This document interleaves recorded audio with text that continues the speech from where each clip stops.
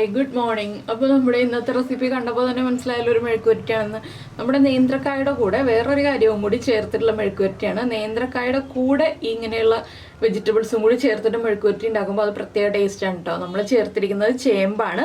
ചേമ്പ് മാത്രം മെഴുക്കുവരട്ടി ഉണ്ടാക്കിയാലും ടേസ്റ്റാണ്, നേന്ത്രക്കായ മാത്രം മെഴുക്കുവരട്ടി ഉണ്ടാക്കിയാലും ടേസ്റ്റാണ്. രണ്ടും കൂടി ചേർത്ത് മെഴുക്കുവരട്ടി ഉണ്ടാക്കുമ്പോൾ അതിലും കൂടുതൽ ടേസ്റ്റാണ്. അപ്പോൾ നിങ്ങൾ ഇതുപോലെ ട്രൈ ചെയ്ത് നോക്കിയിട്ടില്ലെങ്കിൽ ഉറപ്പായിട്ടും ട്രൈ ചെയ്ത് നോക്കിക്കോളൂ. അതിനുശേഷം ഫീഡ്ബാക്ക് പറയാൻ മറക്കരുത് കേട്ടോ. അപ്പോൾ എങ്ങനെയാണ് നമ്മുടെ മെഴുക്കുവരട്ടി തയ്യാറാക്കുന്നതെന്ന് നോക്കാം. നമുക്ക് നമ്മുടെ ഇൻഗ്രീഡിയൻസ് നോക്കാം. നമ്മളിപ്പോൾ 1/4 കിലോ ചേമ്പ് എടുത്തിട്ടുണ്ട്, ഒരു ചെറിയ സവോള അല്ലെങ്കിൽ ഒരു മീഡിയം വലിപ്പമുള്ള സവോള എടുത്തിട്ടുണ്ട്, പിന്നെ എടുത്തിരിക്കുന്നത് 2 പച്ചയ്ക്കാണ്. പച്ചയ്ക്കായ നേന്ത്രക്കായ എന്നൊക്കെ പറയും.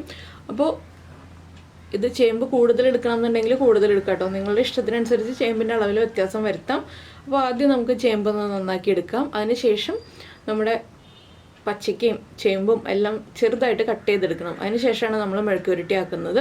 അപ്പോൾ ഇതെല്ലാം കട്ട് ചെയ്ത് റെഡിയാക്കി എടുക്കട്ടെ. ഇപ്പോൾ നമ്മൾ നമ്മുടെ ചേമ്പും കായും സവോളയും എല്ലാം കട്ട് ചെയ്തെടുത്തിട്ടുണ്ട്. കായ ദാഹ ഈ ഒരു തിക്നെസ്സിനാണ് കട്ട് ചെയ്തെടുത്തിട്ടുള്ളത്. എന്താണെന്ന് വെച്ചാൽ കായ്ക്ക് വേവ് വളരെ കുറവാണല്ലോ, അതുകൊണ്ടാണ് കായ ചെറിയൊരു തിക്നെസ്സിൽ കട്ട് ചെയ്തെടുത്തിട്ടുള്ളത്. ചേമ്പ് അതിനേക്കാൾ കുറച്ചുകൂടി ചെറുതായിട്ട് കട്ട് ചെയ്തിട്ടുണ്ട്. പിന്നെ നമ്മുടെ സവോള നീളത്തിൽ കട്ട് ചെയ്തിട്ട് ഒന്ന് കുറുകെ കട്ട് ചെയ്തെടുത്തു. അപ്പോൾ ആദ്യം നമുക്ക് ചേമ്പ് കുക്ക് ചെയ്യാൻ വയ്ക്കാം. ചേമ്പ് കുക്കായി കഴിഞ്ഞിട്ട് ഒരു പകുതി വേവായി കഴിയുമ്പോൾ നമുക്ക് കായ ചേർക്കാം.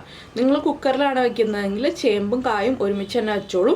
വളരെ ചെറിയ അളവിൽ വെള്ളം ചേർത്തിട്ട് വേണം വയ്ക്കാനായിട്ട്. മഞ്ഞൾപ്പൊടിയും കറിവേപ്പിലയും എല്ലാം ചേർത്തിട്ട് വേണം വയ്ക്കാനായിട്ട്. അപ്പോൾ കുക്കറിൽ വേവിക്കുന്നതിനേക്കാൾ ടേസ്റ്റ് നമ്മൾ ചട്ടിയിൽ വേവിച്ചെടുക്കുന്നതാണ്. അപ്പോൾ ഞാനിപ്പോൾ ചേമ്പാണ് ആദ്യം കുക്ക് ചെയ്യാൻ വയ്ക്കുന്നത്.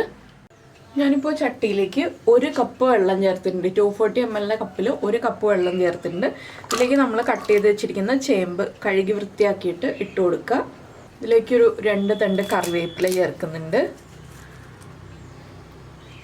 അതുപോലെ തന്നെ 1/2 ടീസ്പൂൺ മഞ്ഞൾപ്പൊടി. നമ്മൾ ഉപ്പ് ഇപ്പോൾ ചേർക്കുന്നില്ല. ചേമ്പൊന്ന് പകുതി കുക്കായി വന്നിട്ട് ഉപ്പ് ചേർക്കുന്നുള്ളൂ. ഇത് നന്നായിട്ട് തിളച്ച് ഒന്ന് പകുതി വേവാവുന്നത് വരെ നമുക്ക് വെയിറ്റ് ചെയ്യാം. നിങ്ങൾ പച്ചമുളക് ചേർക്കുന്നുണ്ടെങ്കിൽ ഒരു പച്ചമുളക് സ്പ്ലിറ്റ് ചെയ്തിട്ട് ഇതിലേക്ക് കൂടെ ചേർക്കാവുന്നതാണ്. അപ്പോൾ ഞാൻ ഇതിൻ്റെ കൂടെ പച്ചമുളക് ചേർക്കാത്തത് എന്താണെന്ന് വെച്ചിട്ടുണ്ടെങ്കിൽ എൻ്റെ കയ്യിലുള്ള പച്ചമുളക് നല്ല എരിവുള്ളതാണ്. പിന്നെ മെഴുക്കുവരട്ടി ആക്കാനായിട്ട് മുളക് പൊടി ചേർക്കേണ്ട ആവശ്യം വരില്ല. അതുകൊണ്ടാണ് ഞാൻ പച്ചമുളക് ചേർക്കാതെ ഈ ചേമ്പ് വേവിച്ചെടുക്കുന്നത്. നിങ്ങളുടെ കയ്യിൽ എരിവ് കുറഞ്ഞ പച്ചമുളകാണെങ്കിൽ ഒരു പച്ചമുളകൊന്ന് സ്പ്ലിറ്റ് ചെയ്തിട്ട് ചേർത്തോളൂ. ഇനി ഇതൊന്ന് തിളച്ച് പകുതി വേവുന്നത് വരെ നമുക്ക് അടച്ചു വെച്ച് വേവിച്ചെടുക്കാം. അപ്പോൾ നമ്മുടെ ചേമ്പ് പകുതി വേവായിട്ടുണ്ട്. ഇതിലേക്ക് നമുക്ക് ചേമ്പിനും കായ്ക്കും ആവശ്യമായിട്ടുള്ള ഉപ്പ് ചേർത്ത് കൊടുക്കാം. അതുപോലെ തന്നെ നമ്മൾ മുറിച്ച് വെച്ചിരുന്ന കായ ഉണ്ടല്ലോ, അത് വെള്ളത്തിലിട്ട് വെക്കുക കേട്ടോ. കറ വരാതിരിക്കാനാണ് നമ്മൾ ഇതുപോലെ വെള്ളത്തിലിട്ട് വെക്കുന്നത്. ഇനി കായും കൂടി ചേർത്ത് കൊടുക്കാം. വേറെ വെള്ളമൊന്നും ഞാൻ എക്സ്ട്രാ ആഡ് ചെയ്യുന്നില്ല. ആദ്യം ചേർത്ത 1 കപ്പ് വെള്ളം തന്നെയുള്ളൂ. ഇനി നമുക്ക് എല്ലാം ചേർത്ത് ഒന്നുകൂടി ഒന്ന് ഇളക്കി മിക്സ് ചെയ്തെടുക്കാം. ഇനി കായും കൂടി ചേമ്പിൻ്റെ കൂടെ ചേർന്ന് ഒന്ന് വെന്ത് വരണം. അതുവരെ നമ്മൾ വെയിറ്റ് ചെയ്യാം. അപ്പോൾ ഉപ്പ് കുറവാണെങ്കിൽ കുറച്ചുകൂടി വെന്ത് കഴിയുമ്പോൾ നമുക്ക് ഒന്ന് ചെക്ക് ചെയ്യാം. ഉപ്പ് കുറവാണെങ്കിൽ വീണ്ടും കുറച്ചുകൂടി ഉപ്പൊന്ന് ചേർത്ത് കൊടുക്കണം. എന്താണെന്ന് വെച്ചാൽ നമ്മൾ മെഴുക്കുവരട്ടി ആക്കി കഴിഞ്ഞിട്ട് ഉപ്പ് കുറവാണെങ്കിൽ ഉപ്പ് ചേർക്കാൻ ബുദ്ധിമുട്ടാണല്ലോ. അതിന് മുന്നേ തന്നെ ആയിട്ട് നമ്മൾ ഉപ്പ് ആവശ്യമാണെങ്കിൽ ചേർത്ത് കൊടുക്കണം.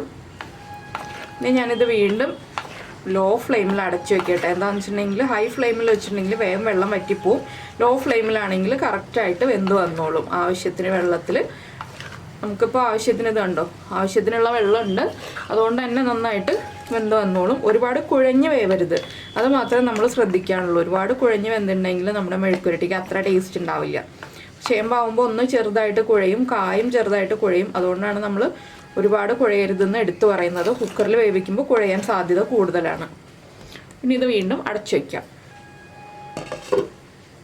ഇടയ്ക്കൊന്ന് ഇളക്കി കൊടുത്താൽ മതി. എന്താണെന്ന് വെച്ചാൽ വെള്ളം വറ്റി വരുന്നതനുസരിച്ച് നമ്മളൊന്ന് ഇളക്കി കൊടുക്കുക, അത്രയേ ഉള്ളൂ. അപ്പോൾ നമ്മുടെ കായും ചേമ്പും എല്ലാം കുക്കായിട്ടുണ്ട്. വെള്ളം വളരെ കുറച്ചുള്ളത് കണ്ടോ, വറ്റി തുടങ്ങി. ഇനി ചട്ടിയിൽ തന്നെ ഇരിക്കുന്നതുകൊണ്ട് ഒന്നുകൂടി വറ്റി വരും. ഇനി നമുക്കിത് മെഴുക്കുവരട്ടി ആക്കിയെടുക്കാം. ഞാൻ വേറൊരു പാൻ വയ്ക്കട്ടെ. അപ്പോൾ നമ്മളൊരു പാൻ വെച്ചിട്ട് പാൻ ചൂടായിട്ടുണ്ട്. ഇതിലേക്ക് നമുക്ക് വെളിച്ചെണ്ണ ചേർക്കാം. വെളിച്ചെണ്ണയിൽ തന്നെ നമ്മുടെ നാടൻ മെഴുക്കുവരട്ടികളൊക്കെ ചെയ്യാൻ ശ്രമിക്കുക കേട്ടോ. എപ്പോഴും പറയുന്ന കാര്യമാണത്. കുറച്ച് വെളിച്ചെണ്ണ വേണം, എങ്കിലും മെഴുക്കുവരട്ടിക്ക് ടേസ്റ്റ് ഉണ്ടാവുള്ളൂ. വെളിച്ചെണ്ണ നന്നായിട്ട് ചൂടായി വരുമ്പോൾ നമുക്കിതിലേക്ക് കടുക് ചേർത്ത് കൊടുക്കാം. ഞാനൊരു 1 ടീസ്പൂൺ കടുക് ചേർത്ത് കൊടുക്കുന്നുണ്ട്. കടുകൊന്ന് പൊട്ടി തുടങ്ങട്ടെ.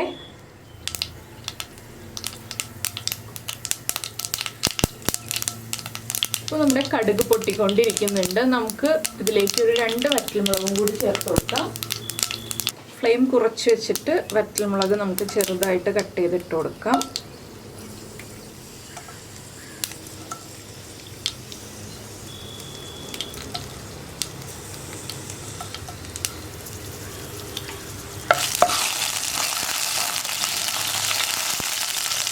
ഇതിൻ്റെ കൂടെ തന്നെ നമ്മൾ എടുത്ത് വെച്ചിരിക്കുന്ന സവോള, ഇതിന് പകരം ഉള്ളി ചേർക്കട്ടോ. ഉള്ളി ചേർക്കുകയാണെങ്കിൽ കൂടുതൽ ടേസ്റ്റ് ഉണ്ടാവും. പക്ഷേ ഞാനിപ്പോൾ എളുപ്പത്തിന് വേണ്ടി സവോള ചേർത്തുന്നേ ഉള്ളൂ. ഒരു 10-15 ഉള്ളിയൊക്കെ നീളത്തിൽ ഇതുപോലെ കട്ട് ചെയ്ത് ചേർക്കുകയാണെങ്കിൽ നല്ല ടേസ്റ്റ് ആയിരിക്കും മെഴുക്കുവരട്ടിക്ക്. പിന്നെ നമുക്ക് ടൈം ഇല്ലാന്നുണ്ടെങ്കിൽ ഒരു സവോള ഇതുപോലെ തന്നെ ചെറുതായിട്ട് കട്ട് ചെയ്തിട്ട് ചേർക്കുക. ഇനി നമുക്ക് സവോളയ്ക്ക് ആവശ്യമായിട്ടുള്ള ഉപ്പ് ചേർത്ത് കൊടുക്കണം. ചെറിയൊരളവിൽ ഉപ്പ്, പിന്നെ കറിവേപ്പില.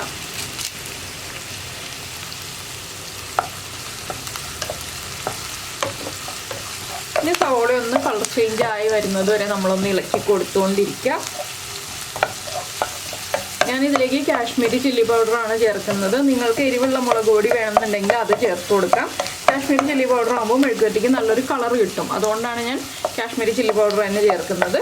അപ്പോൾ കാശ്മീരി ചില്ലി പൗഡർ ചേർക്കുകയാണെങ്കിൽ ഒരു 1.5 ടീസ്പൂൺ ചേർക്കുക. എരിവുള്ള മുളക് പൊടിയാണെങ്കിൽ 3/4 ടീസ്പൂൺ ചേർക്കുക കേട്ടോ. ഇനി സവോള ഒന്ന് കളർ മാറി വരട്ടെ, അതുവരെ നമുക്ക് ഇളക്കിക്കൊണ്ടിരിക്കാം. അപ്പോൾ നമ്മുടെ സവോളയുടെ കളറൊക്കെ മാറി വന്നിട്ടുണ്ട്. നമുക്കിനി ഫ്ലെയിം കുറച്ചിട്ട് ഇതിലേക്ക് മുളക് പൊടി ചേർത്ത് കൊടുക്കാം. നിങ്ങൾക്ക് വറ്റൽമുളകും ചേർക്കാം കേട്ടോ. വറ്റൽമുളകാണെങ്കിൽ ഒരു ടീസ്പൂൺ വരെ ചേർത്ത് കൊടുക്കാം. നമുക്ക് നമ്മുടെ എരിവനുസരിച്ച് വ്യത്യാസം വരുത്താം. വറ്റൽമുളക് എന്ന് പറഞ്ഞിട്ടുണ്ടെങ്കിൽ മുഴുവൻ വറ്റൽമുളകല്ല, ചതച്ച വറ്റൽമുളക്. ഇനി മുളക് പൊടിയുടെ റോ ടേസ്റ്റ് ഒന്ന് മാറി വരുന്നത് വരെ ഒരു 1/2 മിനിറ്റ് ഒന്ന് ഇളക്കി കൊടുക്കുക. അത്രയും സമയം മതി. നല്ല ചൂട് എണ്ണ ആയതുകൊണ്ട് വേഗം തന്നെ മുളക് പൊടി കുക്കായി വന്നോളും. ഇതിലേക്ക് നമുക്ക് നമ്മൾ വേവിച്ച് വെച്ചിരിക്കുന്ന നമ്മുടെ കായും ചേമ്പും കൂടി ചേർത്ത് കൊടുക്കാം.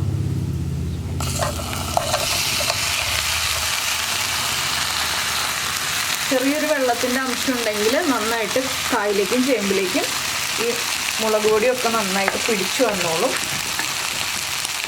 പിന്നെ നമുക്കിതെല്ലാം ചേർത്ത് ഇളക്കി മിക്സ് ചെയ്യാം. ഇത്രയേ ഉള്ളൂ. മെഴുക്കുവരട്ടിയുടെ പരിപാടി കഴിഞ്ഞു. വെള്ളം ഉണ്ടെന്നുണ്ടെങ്കിൽ ഒന്ന് വെള്ളം വറ്റിച്ചെടുക്കുക. ഞാൻ പറഞ്ഞില്ലേ, ചെറുതായിട്ടൊന്ന് കുഴഞ്ഞു വരും. കായും ചേമ്പും ആയതുകൊണ്ടാണ് ചെറുതായിട്ടൊന്ന് കുഴഞ്ഞു വരുന്നത്. അപ്പോൾ നിങ്ങൾക്ക് ഈ ഒരു വീഡിയോ ഇഷ്ടമായിരുന്നുണ്ടെങ്കിൽ നമ്മുടെ ചാനലൊന്ന് സബ്സ്ക്രൈബ് ചെയ്ത് സപ്പോർട്ട് ചെയ്യണേ. നമ്മുടെ ചാനൽ സബ്സ്ക്രൈബ് ചെയ്യുന്നതിന് ഈ വീഡിയോയുടെ താഴെയുള്ള റെഡ് സബ്സ്ക്രൈബ് ബട്ടൺ ഒന്ന് ക്ലിക്ക് ചെയ്യുക. അതിൻ്റെ റൈറ്റ് സൈഡിലുള്ള ബെൽ ഐക്കണും ക്ലിക്ക് ചെയ്യുക. അപ്പോൾ ഓൾ എന്ന് പറഞ്ഞിട്ടൊരു ഓപ്ഷൻ കാണാം. ആ ഓളും കൂടി പ്രസ് ചെയ്തിട്ടുണ്ടെങ്കിൽ ഞാൻ എപ്പോഴും വീഡിയോ അപ്ലോഡ് ചെയ്യുമ്പോൾ നിങ്ങൾക്ക് നോട്ടിഫിക്കേഷൻ വരും. അതുപോലെ തന്നെ നമ്മൾ ഉണ്ടാക്കുന്ന റെസിപ്പീസൊക്കെ ഇഷ്ടമാണെന്നുണ്ടെങ്കിൽ വീഡിയോയുടെ താഴെ ഒന്ന് ലൈക്ക് ചെയ്യാനും കമൻറ്റ് ചെയ്യാനും കൂടി മറന്നു പോരുതേ. അപ്പോൾ ഇതൊന്ന് 1 മിനിറ്റ് ഒന്ന് ഇതുപോലെ ഇങ്ങനെ വെച്ചിട്ട് വീണ്ടും ഒന്ന് ഇളക്കി മറിച്ചെടുക്കുക. അത്രയേ ഉള്ളൂ.